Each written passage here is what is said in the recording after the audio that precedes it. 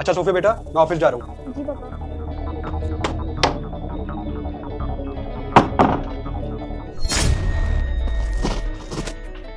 ये अपाहिज का नाटक करते करते ना मैं थक चुकी हूँ।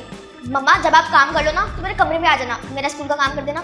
और हाँ, मैंने रोज रोज की रोटी खा कर ना पक चुकी हूँ। आपने मेरे लिए कुछ टेस्टी सा बना देना, चाउमीन या फिर पास्ता।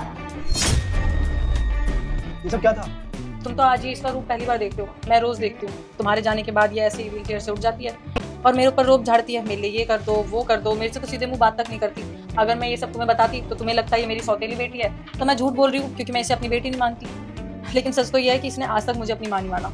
लेकिन ये ऐसा कर क्यों रही है?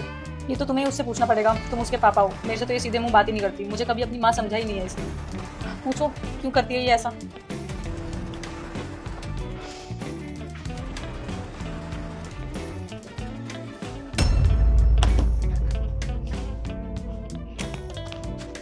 बंद करो अपना ये नाटक, मैंने सब कुछ देख लिया है। क्या बेटा, मैं संकट मोचन हनुमान हूँ। मैं तेरे सभी संकट दूर कर दूंगा। तू इस वीडियो को लाइक करके चैनल को सब्सक्राइब कर ले और कमेंट में जय श्री राम लिख दे। पापा आप तो ऑफिस गए थे ना?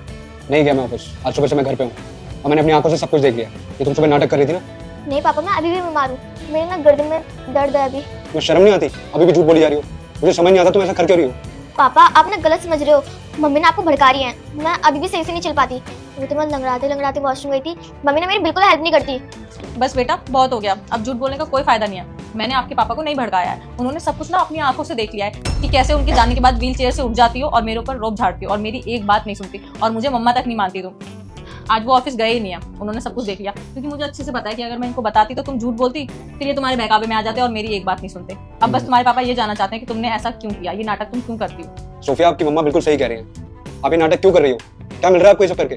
पापा मुझे लगा ना कि आप दूसरी शादी करने के बाद मुझे छोड़कर मम्मी को ज्यादा प्यार दोगे, इसलिए मैंने ये सब अपाहिज बनने का नाटक किया ताकि पापा मुझे प्यार दें और इनके साथ भी रहें, पर सबसे ज्यादा मुझे प्यार करें और किसी को प्यार ना करें।